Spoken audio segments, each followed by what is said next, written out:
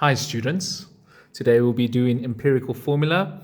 What the empirical formula is, the empirical formula gives you the simplest whole ratio in moles, right? So it's important to understand empirical formula because it deals with ratios, and your ratio is going to be linked into your stoichiometric calculation. Remember, everything that I've been doing is linked into something later on. Right, so this part over here, your whole ratio, your whole number ratio, that is a very important part. So we first need to understand how to calculate our moles over there. And our moles is given to us by what? N is equal to M over M. So I'm going to give you some steps to do. Step 1, you need to calculate your moles. And majority of this time, you're going to calculate your moles using N is equal to your mass over there, your molar, right? Then step 2, you're going to divide by your lowest amount of moles. So here, after you've calculated them, you're going to have different sets of moles, and you are going to divide by the least amounts. Then step 3, you're going to write down the moles after you have calculated the answer, and you're going to write it in a ratio. After you have written this in a ratio, and please make sure that you write it in a ratio. Your ratio will always be for 1 mark. And later on, step 4, you simply just combine it together to create your empirical formula. Right, I've got a question here for you. Pause the video if you need to complete it by yourself, but let's go. Determine the empirical formula of a compound that contains 80% carbon and 20% hydrogen. Now, I have given you percentages and not masses. And for that reason, you need to convert it into a mass. Now, 80 plus 20 is going to give you 100%. So all we need to do is make sure that our masses is in ratio, correct ratio to our grams. And luckily for you, it's 80% and 20, which is 100. So I can then convert my 80% into 80 grams. And I can convert 20% likewise into 20 grams. This is going to be for my hydrogen, and this one is going to be for my carbon. Right, so let's look at step 1. Step 1, I'm going to calculate the number of moles for each one. So let me quickly write here for you. Step 1. Yeah, excuse my handwriting. It's absolutely gorgeous.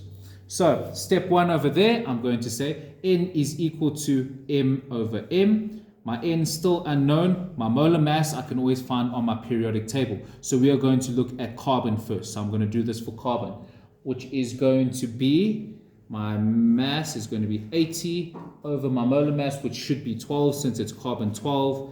Then my answer is going to be 6,66 moles. Right? So that over here is for carbon.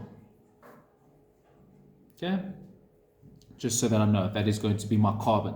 Then I'm going to attempt hydrogen at the same time. Same thing over here. I'm going to say N is equal to M over M. You know that you always write down your formula because you usually receive 1 mark for that. Then I'm going to have 20 because it is my 20 grams over my molar mass, which is going to be 1 on your periodic table. So therefore your number of moles should be 20 moles. Now, step 2, you are going to be dividing by the lowest amount of moles. Right, and my lowest amount is going to be your carbon over there. So let's go with step 2, divide by my lowest amounts.